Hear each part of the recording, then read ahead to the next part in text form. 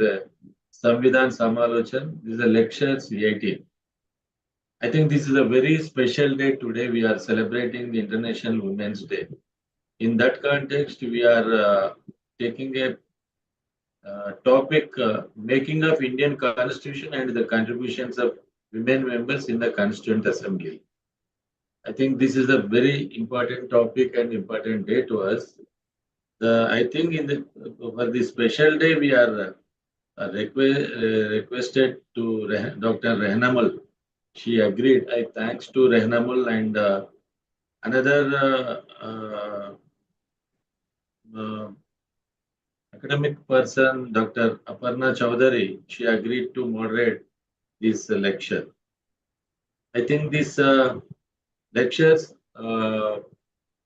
organized by Center for Dalit Studies, Indian Institute of Dalit Studies, Center for Dalit Rights from Jaipur, National Alliance for Social Justice, Dalit Coalition, People's Campaign for Socio-Economic Equity, Dalit Rights, Equity, and Dalit Bhojan Front, National Movement for Land, Labor and Justice. And other organizations also, they are very much attended this program. I thanks to them. Then I invite these two persons, two young academicians. It's a very hope to the our movement, our academic group. They are doing very well in their respected areas. I think first I will introduce Rehnamal. Dr. Rehnamal, I think Assistant Professor at Department of Political Science, University of Allahabad. She hold a PhD MPhil from School of International Studies, Jawaharlal Nehru University, New Delhi. She earned her MA in International Relations and Politics and her BA in Political Science from Mahatma Gandhi University, Kerala. Previously, she taught at various colleges, University of Delhi, including Janki Devi Memorial College, Sham Prasad Mukherjee College, and Kamala Nehru College. Then her PhD research was on gender and nationalism in the context of Tibetans in exile in India. This is a very, I think, I very much impressed this topic. This is a very unique topic. For her MPhil degree, she researched on political participation and representation of women in South Asia with special reference to Nepal. Okay. The Dr. Ainamul research interested including in feminist political theory, gender and politics, South Asian politics, and the theory of international relations. She has written extensively on caste, gender, and politics in leading national newspapers such as the Indian Express, the Hindu, the Economic Times, the Deccan Herald. She has also contributed articles to various news platforms, including News 18. Additionally, she also associated with academic publishers such as Sage and Taylor Francis Reviewer. She continues to contribute to academic and public discourses through the research, teaching, and publications. And another important thing, she associated with Center for Dalit Studies from I think 6-7 years. She and her team they very much doing research work on behalf of CDS in various issues.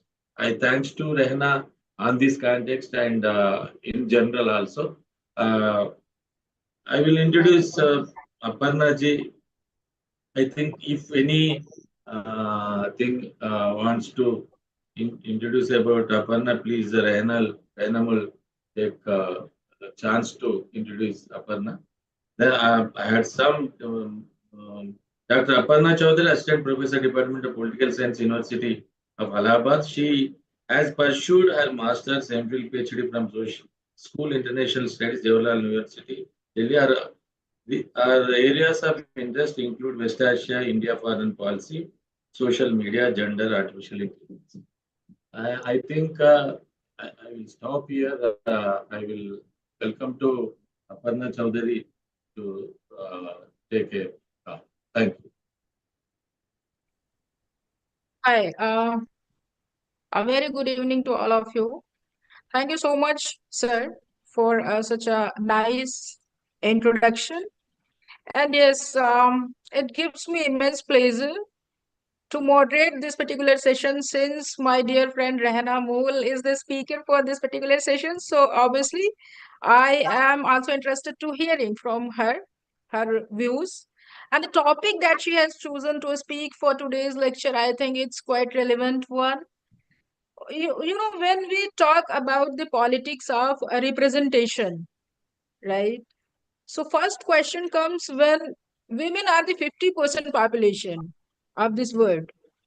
Why they are not holding key decision making positions? Number one.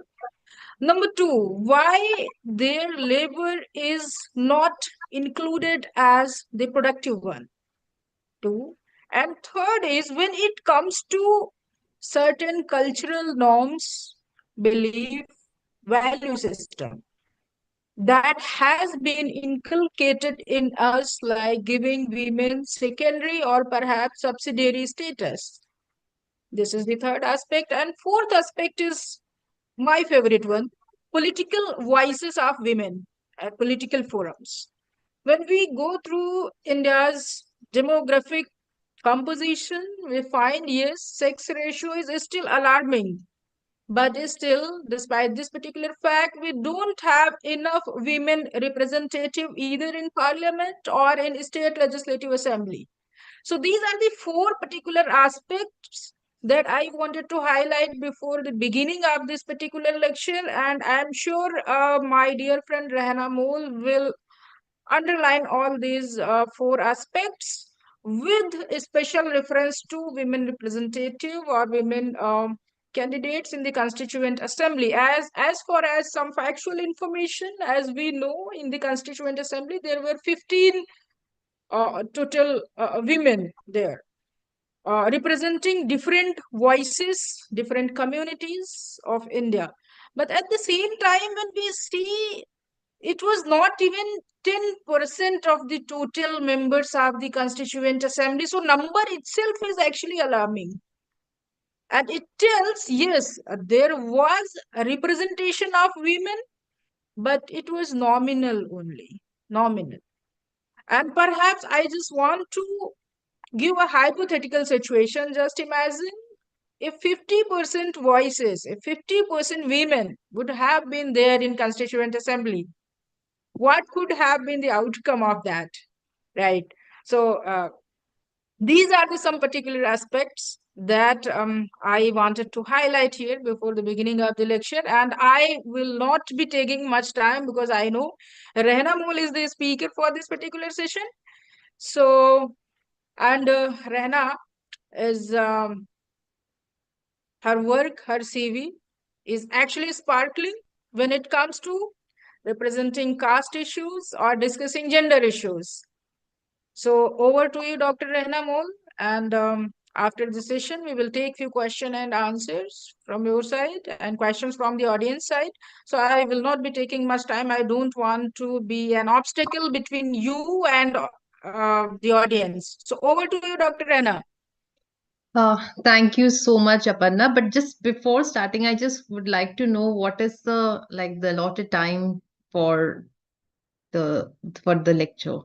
Say for 40 minutes. So 40 Not minutes. Okay. Okay, so 40 minutes again. Not more than that also, okay, but 45 minutes it's Okay, sir. Okay, sir. Thank you, sir. First of all, I would like to thank Malepalli Lakshmaya, sir, and Center for Dalit Studies for inviting me here to deliver this lecture. And this is actually, sir has suggested me this topic that he just rang me up and then he asked me like, Rehna, whether you can give a lecture on this particular issue because this is very pertinent. So that is the topic that's been suggested by Lakshmaya, sir. And then I thought of, yes, I can give on this particular topic because something that has not been much explored beyond the description that we see in a random Google search. Thank you so much, sir, for inviting me and also for suggesting me this topic so that I could also do some research and then get some reflection from it. Then my dear friend and colleague, Dr. Aparna, and when I got the call from Lakshmiya sir, first I suddenly thought of Aparna as the best person and the suitable person to moderate this particular session, because it's not only our conversation that's been confined within this platforms, but even in the workspace we relentlessly been conversing on the issues related to caste and gender, and how we can create a kind, we always been deliberating upon how to make sure about safe campuses and workspaces for the people from the marginalized section. So our collaboration been quite a while for now, and even before she being my colleague, I also knew her from my JNU days.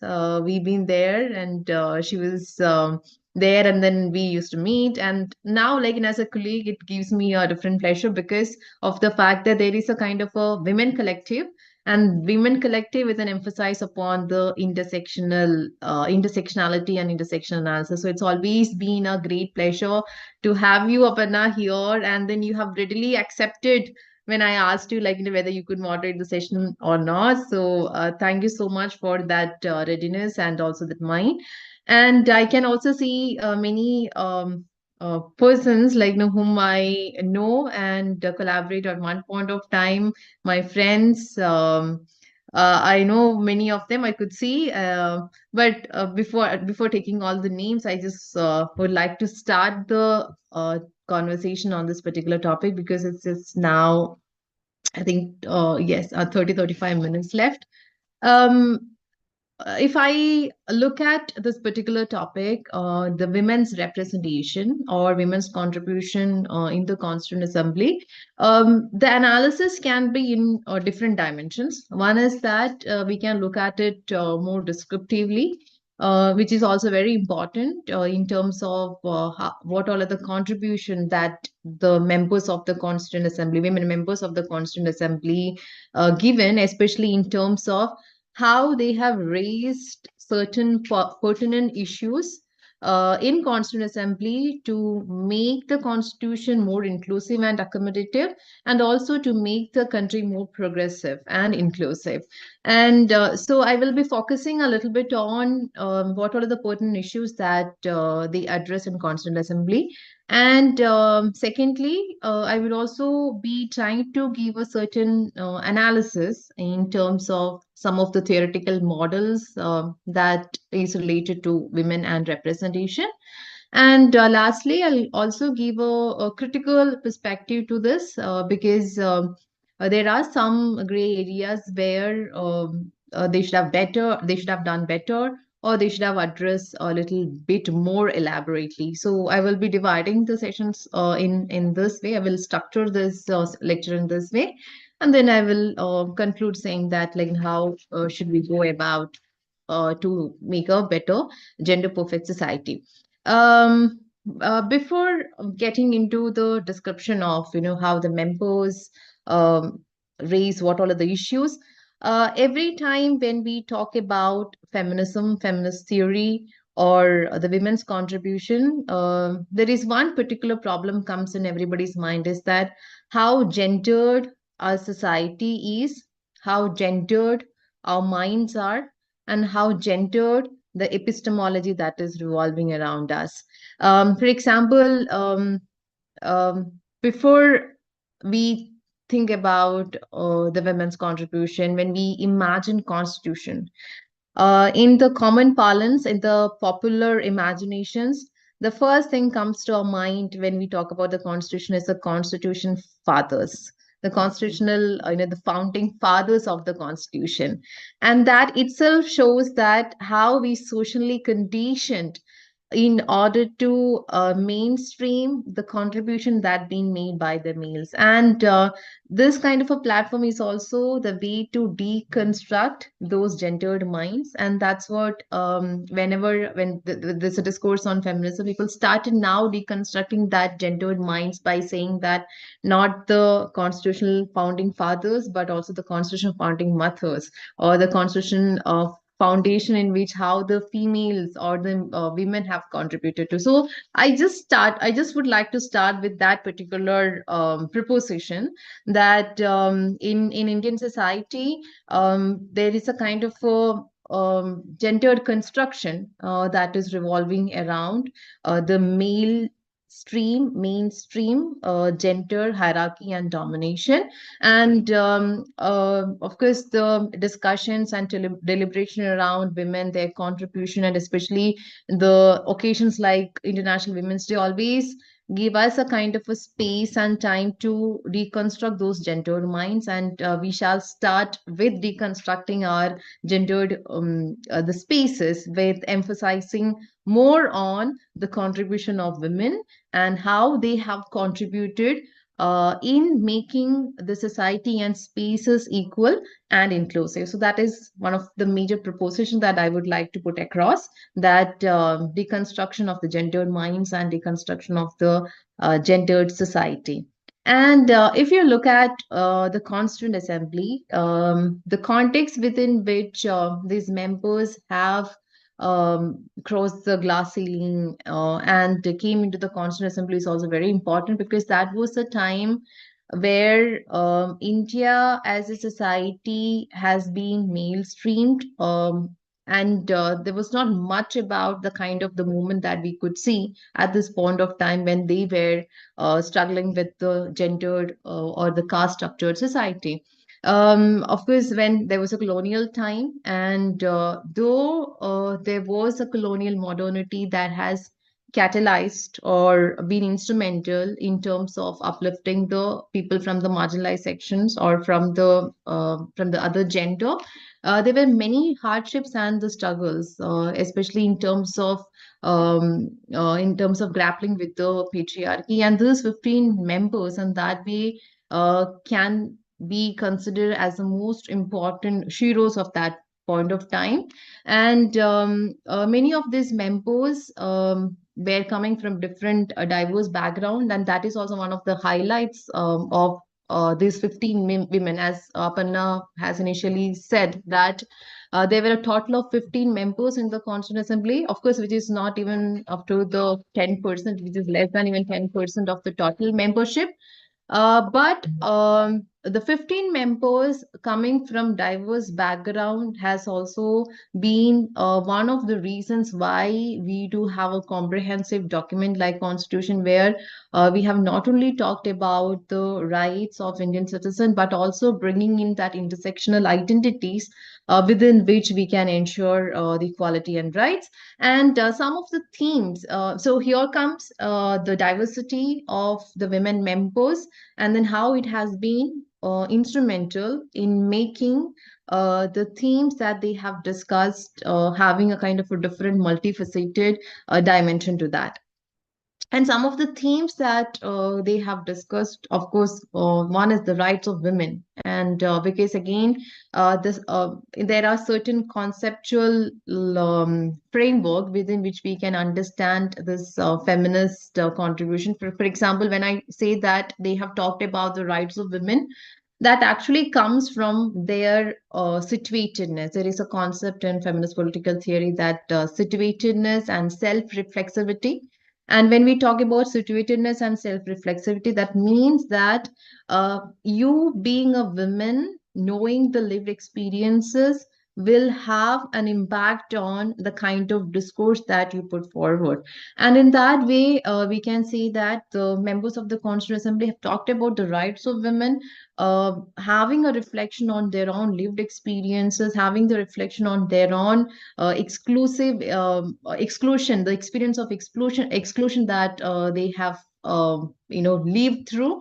Somehow, somewhere, the rights of the women, based on the kind of experiences that they had, been included, and it's been one of the major important portion of the Constitution. And then apart from that, they have talked about rights of minority, and there is one women member who is from the minority section, and I will be discussing her in more detail.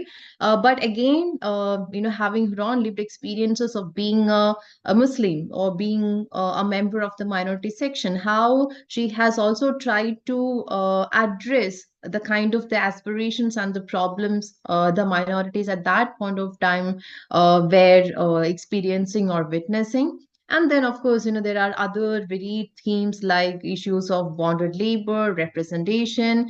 So there's a kind of multifaceted dimensions of the issues that they have talked about.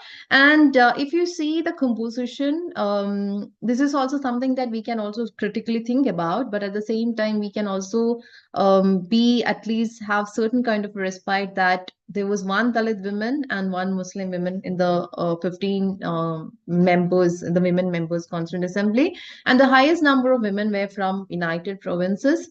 And if you see now coming to the members of, the women members of the Constituent Assembly, I would first discuss Dakshayani Velayudan because Dakshayani Velayudan had a lot of the first, she was the first Dalit woman that from Kerala, and she was the youngest female members in the Constituent Assembly. Why I start with Dakshayani Velayudan is also because of the fact that even among those 15 members, we could say that she is the lowest rung of those 15 members, not only because of her gender identity, but also because of her caste identity. And Dakshayani Velayudan, being a Dalit woman from Kerala, she had a graduation from Madras University. And at that point of time, having education, especially for a Dalit woman, was almost considered to be impossible. And we all know that how Ayyankali had fought for women's education, and how brutal the society was. There were lot many stories and the history about the struggle of Ayyankali in terms of getting education for Dalit women in that kind of a societal context, emerging as a graduate from Madras University. And in the her achievement is something that we can never even imagine as of now, the kind of standards within which we are living in. But she had faced all those hurdles, and it's been also said that she had a graduation from chemistry, and one of the professors was not allowing her to use the equipments in the lab, and she used to watch the experiments from far. I mean, so that is what the kind of like the experiences she had at that point of time, but she still overcrossed that hurdles, and then she was nominated to Cochin Legislative Assembly in 1945. And one of the major contribution of Dakshayani Velayudan is, of course, how she has pushed this untouchability to be declared as unlawful. And in the assembly, she has vehemently opposed untouchability and raised her voice in support of the core principle of decentralization of power in the governance structure as well. Here, two things. One thing is that how she, being a Dalit woman, has raise the issue of untouchability, which would not have been possible had there been no Dalit women at all in the Constituent Assembly. And I'm very doubtful also about the fact that had there been no Dalit women, the issue of untouchability um may not have been raised, especially from a Dalit women perspective. Of course, we know that Dr. Ambedkar was there in the Constituent Assembly, but somehow, somewhere, being a Dalit women voice and emphasizing upon the abolition of untouchability gets a different significance and prominence. And another thing she been emphasized upon was that decentralization of power and governance structure. And she was a member of Congress, International Congress at that point of time. This is also, there are certain contentious issues that is related with her representation in the Constituent Assembly that I will discuss in the towards the end of the lecture. But she has emphasized upon decentralization might have been influenced by the Gandhian idea of Panchayat Raj and decentralization of power, how we can bring in certain democratic ideals at the grassroots level. Of course, there are contentious issues between, if you see in the reflection of Gandhi versus Ambedkar debate, that how Ambedkar rejects the idea of decentralization, or he was very cynical about the rural areas, but at the same time, Gandhi was more in terms of decentralization. But somehow, somewhere, you can see the reflection of that Gandhian idea in Dakshayani Velayudhan's demand for decentralization. So we can say that Dakshayani Velayudhan was like rare combination of then having the reflection of Ambedkarite idea and Gandhian idea, if at all, if I could interpret in that way. Um, in that is something that, and moreover, there is also one important. We can say that debate. If you see some of her when she was giving some speech in the Constituent Assembly, you could also see how she has opposed the separate electorate in the Constituent Assembly, which is again completely in opposition to Dr. B.R. Ambedkar's idea of separate electorate. So that the whole picture is very interesting to read and understand and debate. But having the differences with B.R. Ambedkar, having the differences of opinion, she has vehemently opposed untouchability, and then she made it sure that untouchability should be made unlawful within the constitutional document. And another Constituent Assembly women member I would like to highlight is Begum Aisaz Rasul. Again, I choose her as in the second position because she is also relatively in a disadvantageous position because also of her religious identity. Because in a majoritarian country like India, being a Muslim and moreover being a Muslim woman has a lot of challenges, and we all know that that challenge is much more worse than I mean, that challenge and that insecurity is at its highest peak, especially given the current political establishment that we have. Begum Aziz Rasool, she elected to the UP Legislative Assembly in 1937, and one of the major theme on which she has emphasized was upon fundamental rights. And one important interesting thing about Begum Rasool is that she won her first election in Uttar Pradesh Legislative Assembly, United Provinces, in a non-reserved seat. And this is also very interesting to know that she firmly stood in opposition to minority reservation. And this kind of a contradiction we can see in other women Constituent Assembly members too. But having the reservation of this particular opposition of her towards reservation, we still can say that her role was also very important in the Constituent Assembly because she upheld the fundamental rights, and then she was one of the representative figure of the minority community at that point of time. And other the members, if you see, of course, they as a gender, if you look at, they all were disadvantages, but at the same time, they were relatively better off because of the fact that there was a social capital attached to it with them, and of course, there was some kind of the educational upliftment they could get, maybe because of the social reform at that point of time, along with the colonial modernity. And Durgabhai Deshmukh, she participated in non-cooperation movement, as you all know, even at the age of 12 years. When she was very young, she was very much be a part of the non-cooperation movement. Again, that could be a privilege if you look at it in a more detailed way, because, being one of the important, the participant in non-cooperation movement at that point of time was, of course, something is very, considered to be at considered to be one of the inevitable thing. And she was very much part of the anti-colonial struggle, and she participated in salt satyagraha in 1932, and she could work with Gandhi. And one important thing she had done in terms of uplifting the women is the establishment of Andhra Mahila Sabha. And she has emphasized, Andhra Mahila Sabha, she started raising again. This is also very important to see that how women's movement were being parallel to anti-colonial movement.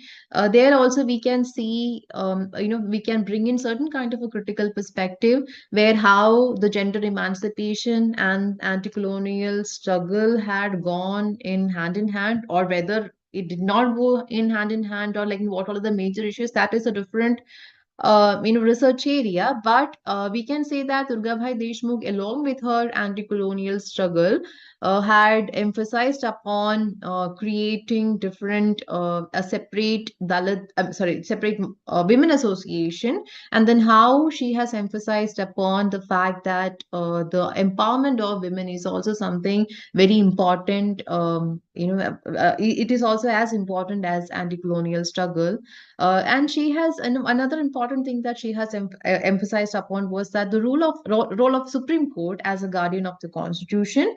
And again, as you all know that in terms of when it comes to women's rights, the role of the judiciary is very much important.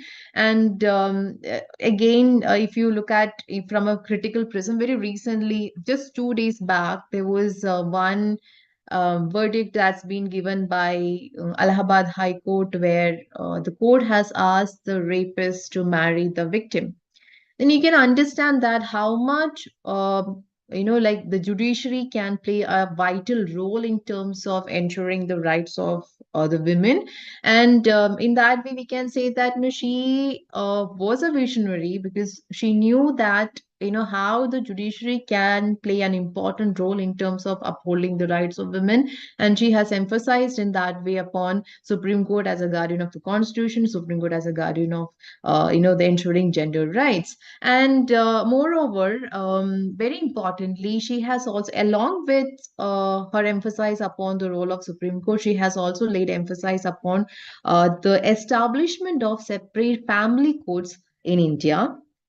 Where she talked about how the dispute mechanism can be in place by establishing the family courts. And moving on to the next, the member, I'll just give a very, a short kind of a brief introduction about what they have done it, because I know that there is a time limit, before getting into the analysis, but I'll just briefly give all the major issues that they have emphasized upon. There's Hansa Mehta. She was the founder of Desh Sevika Dal, and she was a member of several committees, especially the Fundamental Rights Subcommittee. She was a member, and she was a reformist. She was an ardent advocate of women's rights, and she was also the president of All India Women's Conference. She proposed a charter of women's rights and duties, especially in 1946, and she was very much in favor of the socio-political economic justice for women. And this is also very important that she has not only just confined the concept of justice to gender, but she has also looked at how justice can be ensured in the socio-political and economic realm. And Leela Roy was another member, and she was an ardent advocate of freedom from the colonial oppression, but at the same time, freedom from the social structures. And she was elected from Bengal, and she actually resigned her post to stage a protest against partition of India, and she was very much dedicated herself to the relief and rehabilitation of refugees. And Malati Chaudhary was another important member, and she was the president of Utkal Pradesh Congress Committee. She was very much collaboration with International Congress. And one of her niche area was that she has emphasized upon the role of education and how it is important for women. And along with her anti-colonial struggle, she has also emphasized upon education as a major instrument by which the women can get the emancipation. And Purnima Banerjee, another major personality, she was also participated in individual satyagraha movement, and she was the secretary of International Congress Committee and in Allahabad. And she served the assembly from 46 to 50, and also she represented the United Provinces. And you can again see that she was very much part of the International Congress. And but one of the major area that she focused upon was the farmers and the trade union. She emphasized upon their rights, and also she was very much fond of the economic rights and economic equality. And in that way she has pushed the discourse on the economic equality in terms of the upliftment of the farmers and the workers, and especially the workers through trade unions. And Annie Mascarin, she was again another member. She was representing the princely state of Travancore, and one of her major contribution was the debates on federalism. And Sarojini Naidu, I think you can say that the most popular among those members because of her poetry. And she is known as, of course, the Nightingale of India. And then her poetry especially included children's poems, patriotism, romance, tragedy. And in 1925 she became the president of International Congress. She has not only encouraged women to be a part of the freedom struggle, but at the same time, she has also emphasized upon how women can be emancipated either from the social norms, and then how they can be empowered. And she also played an important role, not only as a member of the Constituent Assembly, but also as a governor of United Province. And she retained that particular post until she passed away. And Vijay Lakshmi Pandit, she being in the political elite circle, of course, she had the privilege, but at the same time, she also was instrumental in policy making. Especially she uh, adorned a lot of role as a policymaker, activist, minister, ambassador, diplomat. Somehow, some way, we can say that she revolutionized the role of women in nation building, having different assigned roles. And she also has certain achievements. She was the first female Indian cabinet minister, and along with being a part of the freedom struggle. And she was one of the first leaders to call for an Indian Constituent Assembly to frame the constitution. In that way, she was very much she played an important role, because she emphasized upon why did India need a Constituent Assembly, especially to frame the constitution. And as we all know, that post independent India, she was also the first women president of United General Assembly. And in that way, we can say that she has contributed to the nation building as much as our the founding fathers of the India did. But somehow, somewhere, we commemorate all these women, especially when there's a particular occasion, special occasion. It's very much important to mainstream all these contributions of these women. And another one is, of course, Sucheta Kripalani. Sucheta Kripalani, again, a Quit India movement, she participated, and she was part of the Congress party, and she was elected from United Provinces. But at the same time, she is known for one thing, that she sang Vande Mataram during the independent session of the assembly. And she was also the first women chief minister in India, Sucheta Kripalani. Her contribution were also much instrumental, like Renuka Rai. Renuka Rai, she was elected from West Bengal, and she made a lot of intervention in assembly, including the rights of minorities, women's rights. She has emphasized upon the composition of the legislative assembly. She was talking about how India need to have a bicameral legislature, and she massively campaigned for the advancement of women's rights. along with the inheritance rights for women, especially in the parental property. As we all know that the inheritance rights was not something that's been given to women at that point of time. We know that Ambedkar had argued for Hindu Code Bill.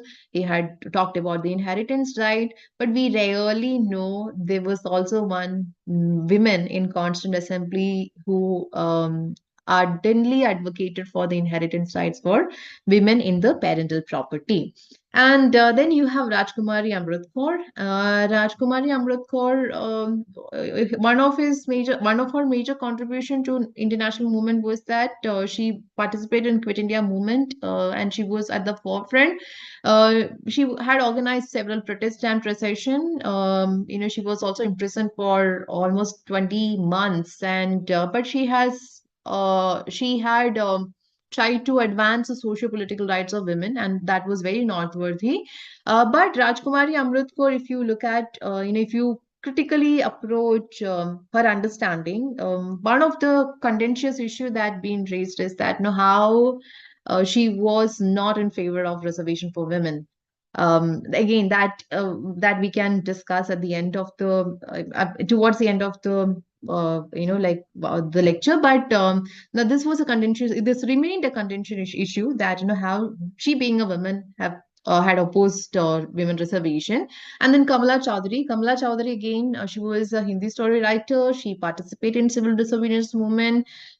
She largely emphasized upon the education of girls in villages and backward areas, especially because she was more tilted towards the women, especially from the backward areas where the development doesn't reach that fast, or it has been completely neglected. She advocated that especially the women from the villages must be given priority, must be given certain kind of an additional attention, so that there will be an equitable distribution of resources and equitable educational opportunities from people from both rural and the urban areas. Then you have Amu Swaminathan. Amu Swaminathan, she established Women's India Association. She was a strong advocate of women's rights, and she also, like Renuka Rai, she also emphasized upon succession, inheritance, and marriage-related laws. And also, she had contributed very significantly to the debate of fundamental rights and directive principles of the state policy. So these all are, like the 15 women. I wanted to make sure that, there should be a separate, a discussion on what all are the areas that they have emphasized upon in order to, for two reasons. One thing is that it's very important to commemorate how they have contributed, and how they've been instrumental in making the constitution a much more comprehensive document. And secondly, to ensure that how these women discussing about the varied themes actually were diverse in terms of bringing issues from different corners with multiple perspective, so that there is a usually there is a stereotype that if a women speak, they only speak about the gender issues or the women rights. But these 15 women, they proved that like the women can speak not just based on their lived experiences or gender rights. They can also have an expertise on different issues. They can they can bring up different issues. They can at the same time address and suggest a solution for those different issues that India was facing at that point of time. And now moving on to the representation. This is something that it's also an area of research that can be further done by the researchers or by the academicians. One thing is that if you look at the representation, 15 women members, they belong to upper caste, upper class, literate, and that itself is also the limitation of the composition of the Constituent Assembly. Of course, we know that even having this 15 members in itself was very difficult. But at the same time, if you critically understand the composition wise, there would have been much more in-depth discussion on different things, had there been a diversity in terms of, not only in caste, but also in class. So that is one, we can say that drawback. If you look at the composition of this 15 members, how somehow, somewhere we can see a kind of domination of the upper caste, upper class women, and especially those who belong to the social and political elites. And now I would like to just give a, I want to shed a light on the representation. Especially I want to emphasize upon Hannah Pitkin's concept of representation, where she talks about whether it's a descriptive representation, effectual representation. If you look at 15 members, there can be a question that being raised that how effectively they represented the concern, how effectively they could include, different issues that's being faced by the diverse women population in India. Um, most One of the answer can be that being a part of the International Congress, somehow, somewhere, they were hardly anything that could go beyond the political boundaries. And also at the same time, when there was a kind of representation from their side, they largely thought about the issues and the rights within the anti-colonial framework, and that could be one of the limitation. For example, there were many debates at that point of time, especially at the time of the colonial rule, that whether we have to first focus on the oppression of the anti-colonial oppression of the colonial masters, or whether we have to address the internal issues at that point of time. So if you look at largely, most of the women who were part of the International Congress tried to confine their agenda within that particular political framework, and we can read that along with Hannah Pitkin's concept of representation. And this is a small insight that I would like to give, so that maybe there can be more research on that. And another, if you critically understand, they're just the way I said that, where these women, whether they have completely and perfectly understood the issues and then address the problems to a larger extent, yes. And at the same time, we can say no also, because just the way I said that, the Begum Rasool, she opposed minority reservation. Rajkumari Amrit Kaur, she opposed women reservation. And Dakshayani Velayuddin, she was part of the Congress, but at the same time, she had disagreement with with anti-caste leaders at that point of time, and at the same time, we can see that, how there's a kind of a clash. And today, if you see, whether it's minority reservation, whether it's women reservation, even there are many discussion on separate electorate. Somehow, somewhere, like you can say that a comprehensive evaluation and in-depth understanding on reservation was missing, especially at that point of time among these women. And that is, if at all we would like to critically understand this women representation, then only those issues would come and then become a part of the debate. So two things I want to emphasize here is that one thing is that in the context of Hannah Pitkin's concept of representation, we can understand and analyze how effectively these women represented at that point of time. And secondly, the kind of contentious issues that that was popping up after independence, especially in terms of the reservation, the need of reservation. There are debates that's been still revolving around the caste-based reservation, and then how their discourse could be fit in and then critically understand. So these two areas can be opened up for more research. And I just would also like to especially for the audience, just want to give a light on, some of the literature that's been, related to this particular topic, the Constituent Assembly. There is one author, Achyut Chetan. He has written one book on Founding Mothers of Indian Republic, Gender Politics of the Framing of the Constitution. So basically, in that particular book, Achyut Chetan had, what he had done was that he had argued in such a way that he said that the Constitution was not merely, shaped by the consent of women, but there was a will.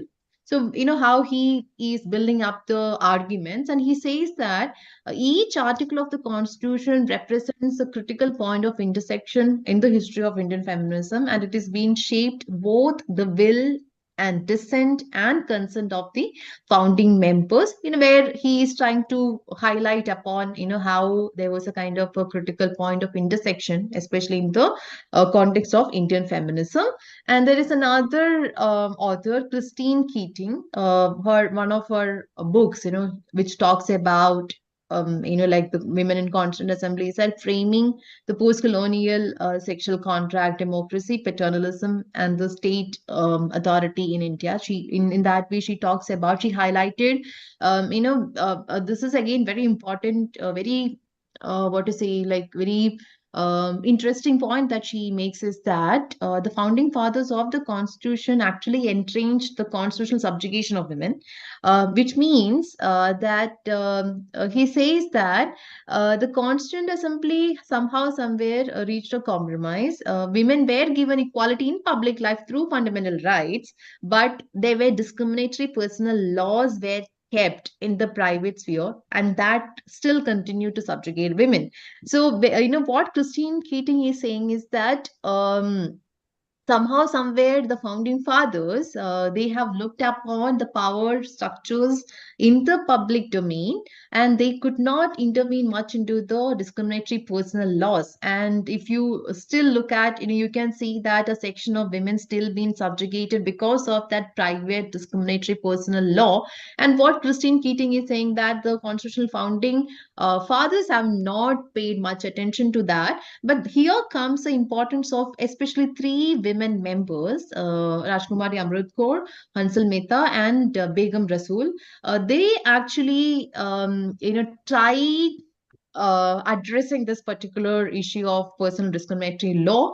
And these three women especially tried to have an alliance with B.R. Ambedkar, especially in their shared quest for social revolution. And at the same time, they were also demanding the Universal Civil Code. And there was a kind of a discussion on, how the Uniform Civil Code should be a part of the fundamental rights. But as we all know that Uniform Civil Code is now part of the directive principles of state policy. But, three women especially emphasized upon Universal Civil Code because they thought that what like the kind of power structures we see in the public sphere is also there in the private sphere, and the subjugation happens within the private sphere through this religious personal laws. And that's how somewhere you can see that like if at all we want to interpret, we can interpret them as radical feminists too, because somehow somewhere the personal is political, that slogan being somehow somewhere being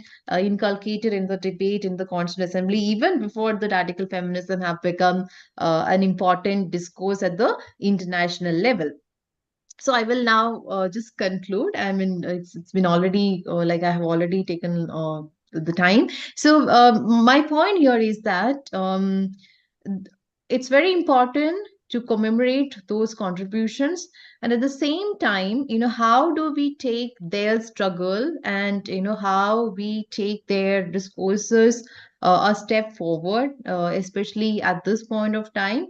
What is more important for us to is that how we can form a kind of a collective in terms of promoting the constitutional morality, in terms of emphasizing upon the constitutional, the principles over the social norms, the social standards, and the social, the construction. So especially in today's time, if you look at the feminist movement in Indian context, somehow somewhere that bridge between the gap, that is something is still considered to be impossible because of the fact that within the feminist movement, the social elite or the upper caste women are still not ready to accept or to understand the lived experiences of Dalit women. I will just conclude with one thing that, very recently from my own personal experience, that in our university, there was one particular student who wanted to,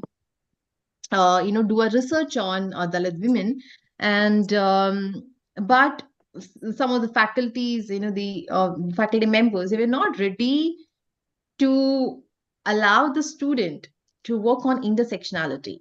And that is something that is considered to be a major obstruction in terms of bridging the gap or forming the alliances. On one side, when intersectional feminism or intersectionality becomes a much more important discourse, you still have a section of the upper caste women not ready to initiate those kind of a discussion in the academic spaces.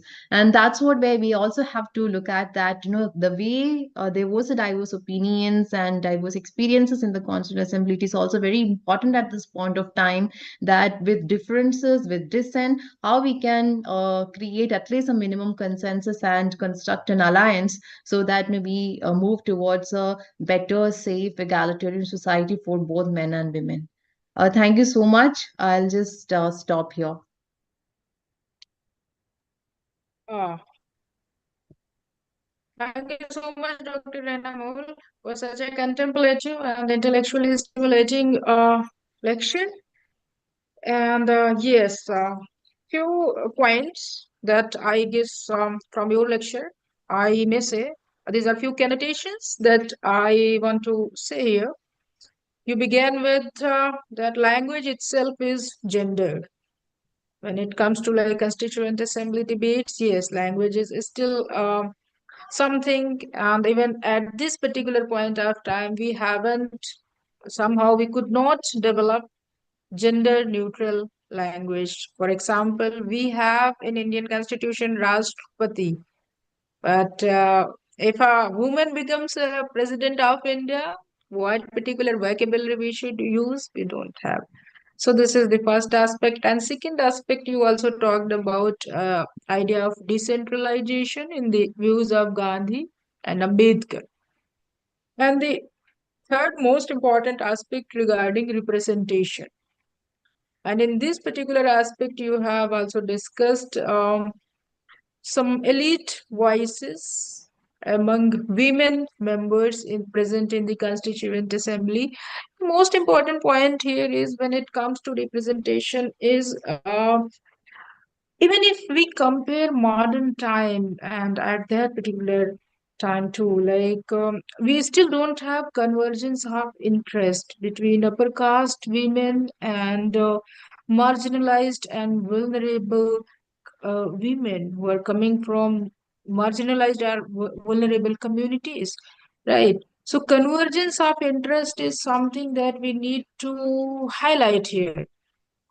And fourth important aspect, you talked about gender versus decolonization. Whenever there is a debate about gender issue or let it be caste issue, when British were ruling over India, so there were certain voices, basically two groups. One group, they just wanted to prioritize India's independence over other issues, and there were second group that were talking about in terms of social, religious reforms, and that also includes gender equality.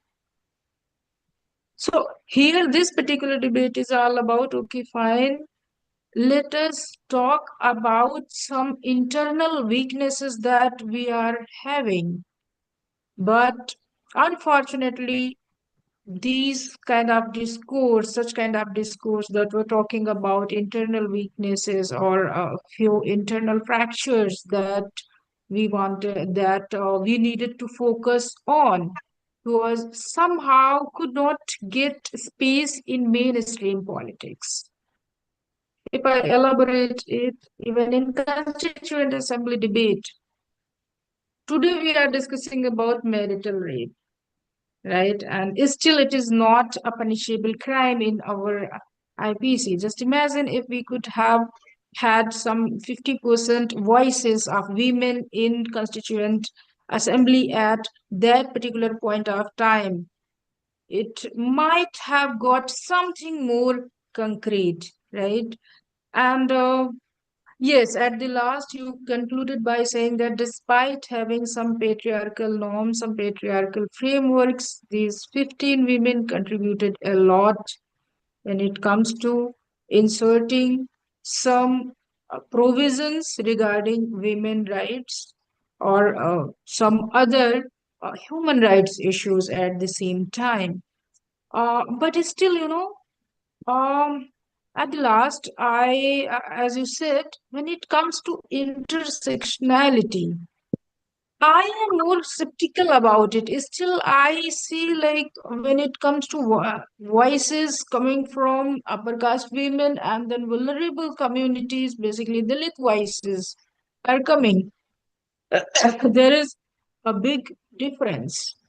Upper caste women are ready to endorse feudal forces, and in fact, I do believe they are the biggest catalyst of carrying patriarchal values on their shoulders. I just don't know why still there is no convergence of interest between upper caste women and then vulnerable communities women, despite the fact patriarchy is something that is not only damaging lower caste women but also upper caste women. We all are at some point of time affected by it. Despite the fact we have a lot of literature now that connects us across the world and leading feminists not only in South Asia but also some African feminists, like we have variety of feminism, black feminism, socialist feminism, then liberal feminism, Dalit feminism, and surprisingly we are also having Brahminic feminism. So, despite all this wide variety of literature, somehow this women solidarity is something that we call our women unity that we call. It is not present here actually.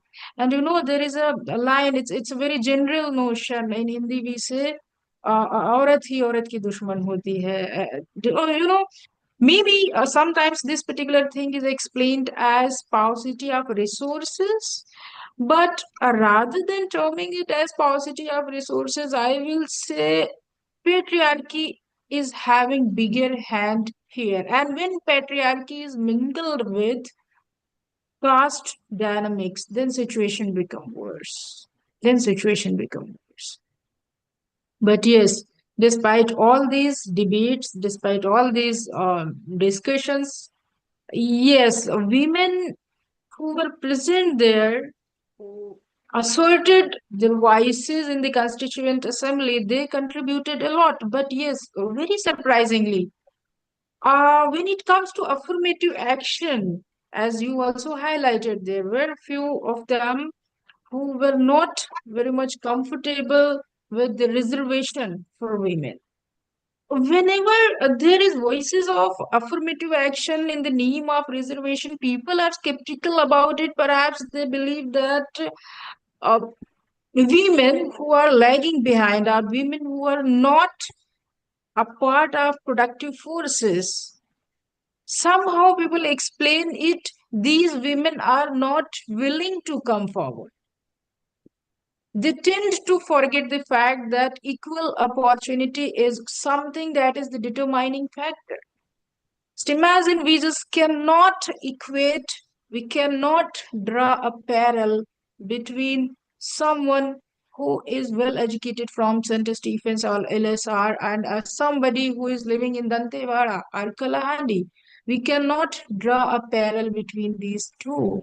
I mean, India is full of such kind of paradoxes, but point here I am trying to make is equal opportunity and resource distribution is the key here. So when it comes to taking a stand about affirmative action or reservation policy, even in Constituent Assembly debate, perhaps women who were opposing that, we were having their opinion against this particular provision, they were having their own elitist agenda, I must say, and they were not very much comfortable with sharing their power with vulnerable communities, women. So, thank you so much, Dr. Rehna, for highlighting this particular aspect to the audience. Thank you so much. And now I think, sir, we should take few questions. Yes, yes. Yes, okay. So now floor is open for questions, comments, observations, etc. Yes, please.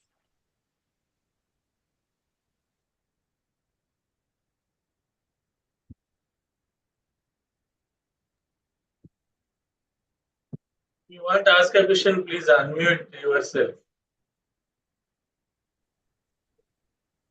Yes, Uh, Mr. Kindly unmute yourself. We can't hear you. yeah, first of all, Jai Bhim to all, and happy International Women's Day. Really fascinating and enriching lecture, Dr. Rehna, and very insightful comments by Aparna. I was just wondering, like, the issue of solidarity, and uh, the issue of contestation and contradictions within the women's movement in India, uh, and also globally, like within the white women and black women. So I was just wondering, out of those reflections, that how do we grapple with this intersectionality uh, within the women movement in India, and also more particularly, I was just also wondering like that how the intersectionality question within the Dalit movement and Dalit women movement becomes very pertinent. And I would really appreciate your reflections and some insights over it. Thank you. Thank you so much. Hi, Bhupendra. Nice to see you. Thank you so much for the question. That's what, towards the end, when I was talking about the contestation and, the debate even within the feminism, I think the most important thing is that, first of all, how we can, come in with a lot of encouragement, especially the women from the social elite background, in order to understand the diverse experiences of women within. I'll just give you one example, from my own personal experience where, like when you have a kind of a discussion with the people from the social elites, you realize the fact that there are a lot of paucity of the knowledge experiences that they have about the caste. One important thing at that point of time I felt is that we need to have more open discussions, deliberations, and debate, with people from the social elite, which is almost absent. Because especially in Indian academia, if you look at the open discussion and debate on caste is not something being promoted at all. If at all somebody is, especially I'm talking about the traditional academic institutions at India, as I'm not talking about, some fancy academic institutions, maybe in the urban areas or in the capital city. I'm talking about the traditional educational institutions where, this kind of a discussion never happened. And now there is a kind of a change that, with more recruitments, with more representation of women from different marginalized sections getting into the education institution. But what is more important here is that we need to break those barriers. And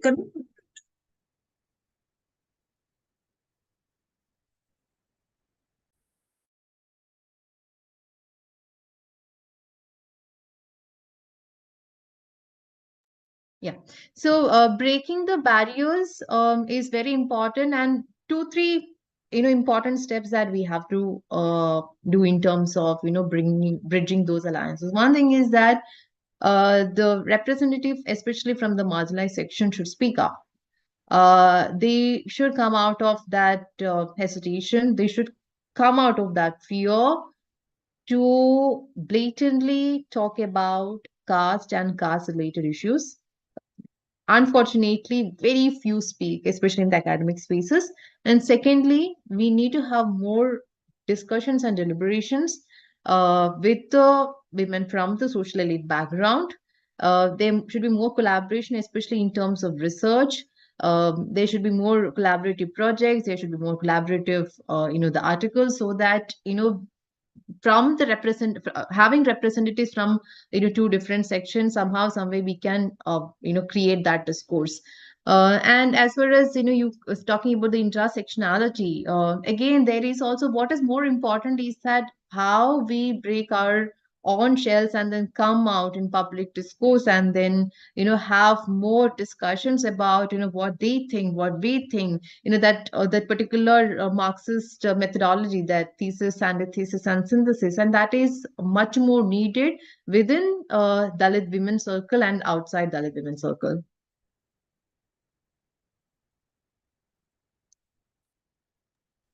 Ma'am, Yes, any other question? yes, Ma'am, please. Yes, ma'am, ma'am. I'm Indu Balla from Himachal Pradesh. Audible? Yes, you are audible. Okay, ma'am.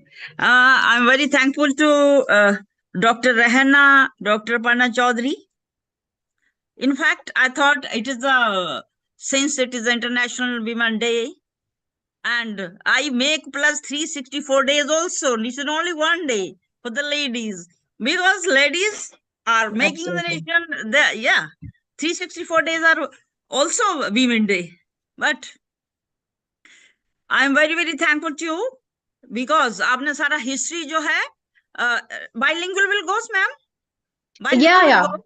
No problem. Yeah. आपने जो history of the Constituent Assembly हमारा बताया है, उसके लिए I am very, very thankful to you.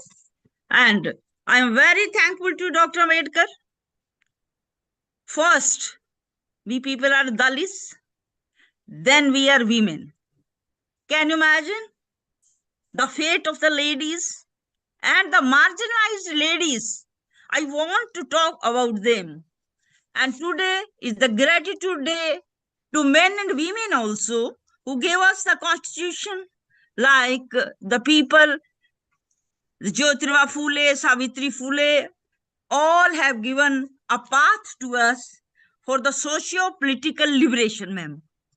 Because basic thing, what I think is the education, and then the economic thoughts and liberty. The main thing is, ma'am, history is very good. History, you have reflected, is a very, very educative.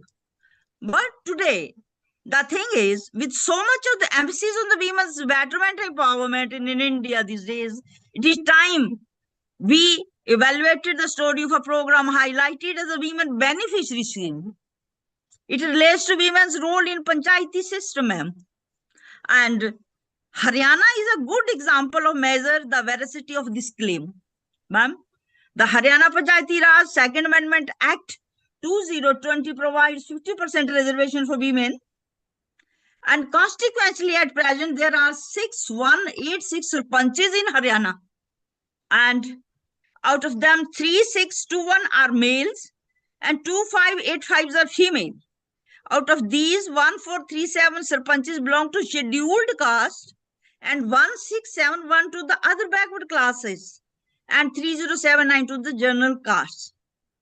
But man, the problem is with our scheduled caste women, the position of the scheduled caste women sarpanches is the worst, because they suffer from a double disadvantages. First, as Dalits, and secondly, as women. And the mixed caste representation is visible in the panchayat meetings, where women representatives are seen wearing the ghungars. And we are talking of the liberation. And you see what deliver they can deliver justice to the general people. First of all, we have to see the education, and then capacity making and capability building of the 50% of the population of India. I think Vivekananda has said very well, एक पक्षी का जब एक पंख काट दिया जाए तो एक पंख के साथ वो कितना चल सकता है? बेसिक थिंग्स आर दीज जो हमें एम्पावरमेंट के लिए ले जाने के लिए we have to think this is the time. एक तरफ हम बोलते हैं कि हम 5th ट्रिलियन वो बन गए and you see the male dominated society, the ma'am has said औरत औरत की दुश्मन होती है, लेकिन मर्द किस किस का दुश्मन होता है? औरतों का भी मर्दों का भी, किस किस का दुश्मन? नो मैम, वहां आइडेंटिटी क्लैशेस होते हैं।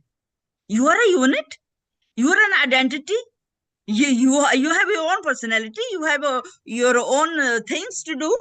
अब ये जरूरी नहीं, लेकिन फ्रेटर्निटी का सबसे बड़ी बात कॉन्स्टिट्यूशन में जो मैंने देखी है वो only and only ladies do, like सास और बहू देखिए, different people and they live together for centuries till they die. So fraternity किसकी लाई हुई है? This is only the women who bring this fraternity. Maybe it is off the record because आज आपका तो जो ladies who have participated in the history of India, लेकिन ये मैं आपको प्रेजेंट की बात से थोड़ा सा अवगत कराना चाहती थी, क्योंकि हमारा तो हिंदुस्तान तो वैसे ही गांव में रहता है। अगर गांव की empowerment from the panchayat is like this, then how it will go? कैसे कंट्री जो है वो आगे जा सकता है? तो मैं थोड़ा सा आपसे ये बताना चाहूंगी कि मार्जिनल सोसाइटी के लिए भी बहुत जरूरी है रादर। एलीट क्लास तो बहुत अच्छा, मैडम ने अभी कहा है कि मुझे इनकी बड़ी अच्छी बात लगी कि एलीट क्लास तो कहीं से भी कुछ भी कर पाएंगी। राजकुमारी, अमृत कौर तो कुड भी, because they are richer people of the society. Begum Rasul, she must be having her own things, तो इसलिए उन्होंने ऐसे किया होगा। लेकिन एक मार्जिनलाइज सोसाइटी के साथ हमें हाथ उठा के, और हाथ कौन? जिसने जिसके ऊपर इन्फ्लुएंस किया है, inflict injuries, only they have to come up and they have, उनका हाथ पकड़ के उनको आगे लाना होगा। ऐसा नहीं है लेडीज तो, मैं तो कहती हूँ बेसिक एचआरस होती हैं, they have so many qualities. वो बाहर they are delivering the things, अंदर they are delivering the things, they are making the nation rather more than the men. So हमें थोड़ा सा इस चीज को उस कॉन्सेप्ट में लाके we have to give the education to the ladies specially, कि हाउ वो अपना कैपेसिटी बिल्डिंग करें और कैपेबिलिटी बिल्डिंग करें, so that they should deliver the goods. And I thank you very much. आपने बहुत ही बढ़िया, and you are so smart and beautiful and very very international women day today. Thank you very much ma'am. Thank you so much, ma'am. Happy International Women's Day. Thank you I ma'am. completely agree with you what you said, that especially at the grassroots level, how the capacity building and the confidence building, it has to be done. I absolutely agree with you. Yes ma'am, I salute you। Yes, I just want to make an intervention here, ma'am. Yes, this is also a patriarchal line when we say औरत ही औरत की दुश्मन होती है, but I did I not agree. mean it. I referred it in the context of No, no. convergence of interest between upper caste women and so-called lower caste women, right? In this Yes ma'am, particular yes ma'am। context, I said, and I have Yeah, also added that upper caste women, yeah, they are ready to endorse feudal forces, yes ma'am, but they yes, are yes, not ready to align with yeah, vulnerable communities, women. They are not okay yeah, with sharing their power equations yes, with the Dalit women, scheduled caste women. yes ma'am, yes ma'am। I really liked your intervention, ma'am. It was so Thank good. you, Thank you so much, ma'am. thank Thank you, you. thank you, I love you, love you। Hello, ma'am. Myself, Soumya Yadav. Thank you, ma'am, for your wonderful lecture. Ma'am, अभी आपने कहा कि किस तरह से हमारे academics में अगर हम देखें तो कोई एक दलित पे करना चाह रहा था, इंटरसेक्शनैलिटी पे रिसर्च करना चाह रहा था कोई लेडी, लेकिन उसको एकेडमिक्स में ने इजाजत नहीं दी कि आप नहीं कर सकते हो। तो मैम, इस तरह के कंटेक्स्ट में हम कैसे वुमेन इक्वलिटी की बात कर सकते हैं? और आउट ऑफ 299 में 15 मेंबरशिप कॉन्स्टिट्यूएंट असेंबली में वुमेन्स थी, तो किस तरह से हम इसमें वुमेन्स इक्वलिटी देख सकते हैं?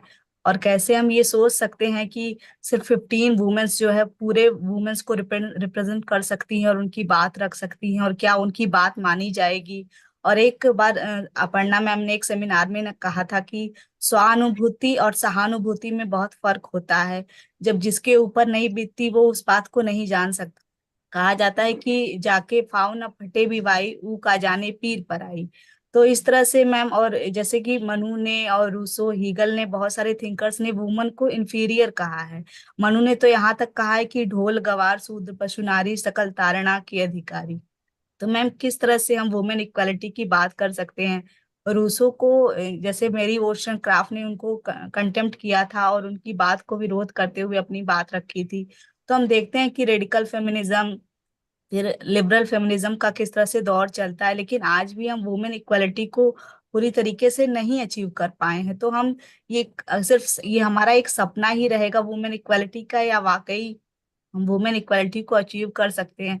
या फिर जैसा मार्क्स कहता है कि सब यूनाइट हो जाए, सारे दुनिया के मजदूर यूनाइट हो जाए, उसी तरह से क्या सारी वुमेन्स को भी यूनाइट होना पड़ेगा। और अगर यूनाइट होना पड़ेगा तो वो कैसे यूनाइट होंगी और कब यूनाइट होंगी मैम जेंडर इक्वालिटी के लिए। Thank you so much ma'am. Aparna, you want to take up that question? Yes, Rena. I would like to respond. I think Somesh is from Allahabad University, right, Somesh? Yes ma'am. Okay. As I remember, yes, you asked so many questions, and all those questions are really relevant. Thank you so much for this valuable intervention, Soumya.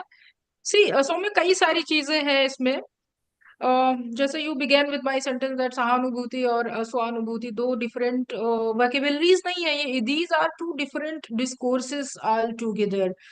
आप अगर मैं इस चीज को elaborate करूं, imagine आपको बुखार हो रखा है और आपका कोई बहुत अच्छा दोस्त है, आपका बहुत अच्छा बडी बडी टाइप, बट स्टिल आप अपने बारे में कि आपको बुखार है और आपको कौन कौन सी प्रॉब्लम है वो आप बेहतर तरीके से बता पाओगे, आपकी फ्रेंड नहीं बता पाएगी. Same thing goes with this सहानुभूति और स्वानुभूति. Okay fine.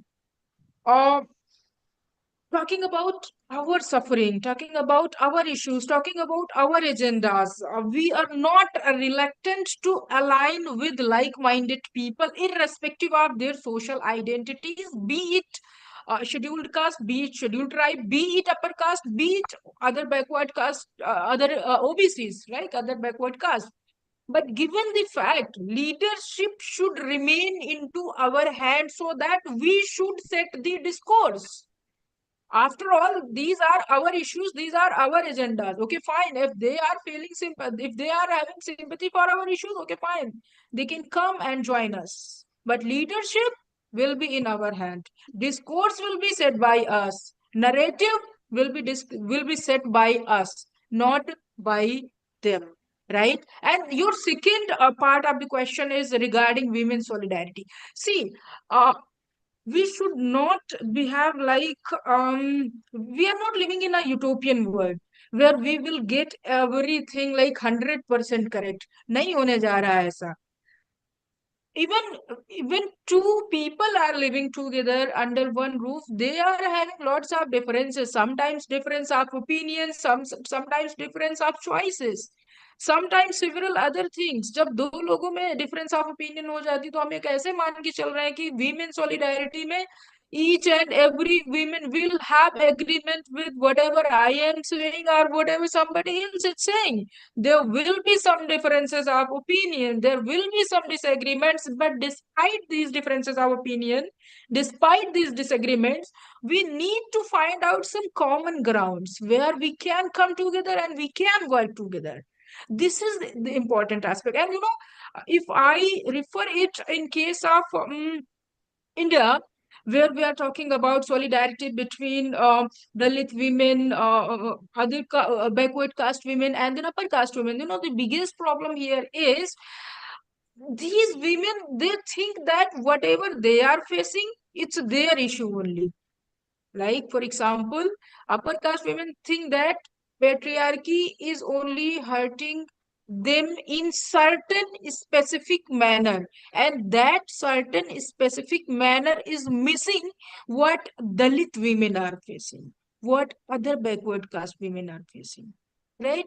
So we need to set, or in other words, we need to redefine this particular discourse to set the narrative and to convey this particular aspect. Okay, fine, patriarchy is the biggest enemy here, but at the same time, patriarchy also having caste dimension. So this picture altogether becomes what to say, very very complex one. So I would like to, yeah, I want Rehna's intervention in that. Yes. Yeah. Hi, Soumya. I'm so happy to see you here.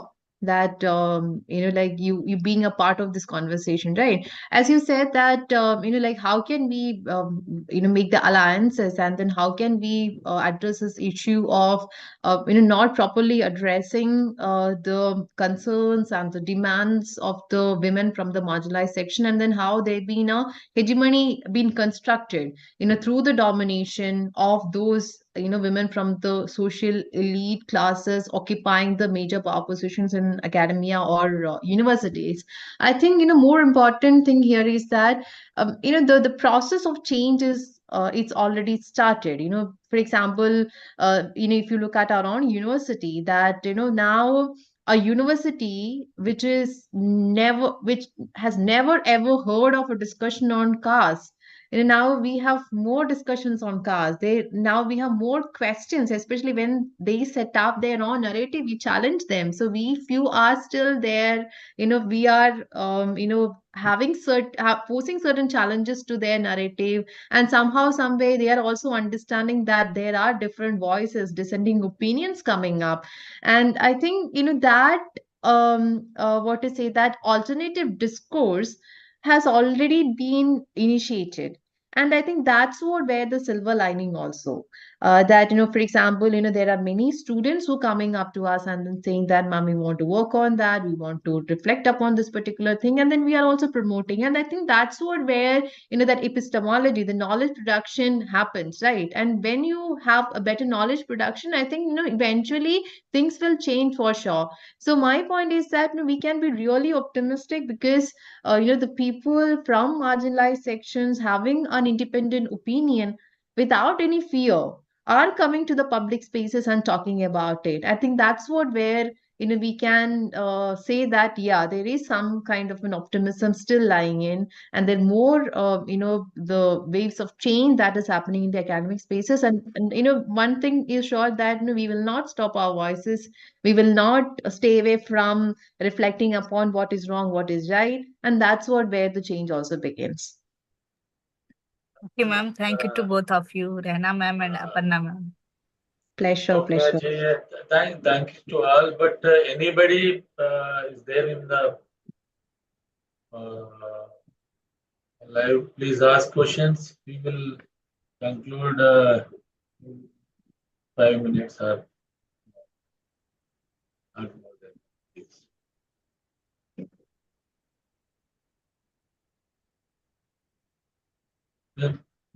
I have to say something. The lecture is a very innovative and very educative and research manner. I think it's some new opening to the people, and there still now there is no much information about what happening in Constituent Assembly. Basically, women representatives, their contribution, and not only their contribution, we don't know about who are they, which place they are belongs to, which community they belongs to. It's not any more information about them. That's, I think, thanks to Dr. Rehna. I think she researched some the detail in the context of this thing. I think another my request to Rehna also to focus on individual member and different articles. In different articles, how they reflected, how they intervened, how they argued. That is also very important things to know. I think that is also our side to have a request, not only asking request to have another lecture on the specific articles like Sarojin Naidu intervened in Article 70.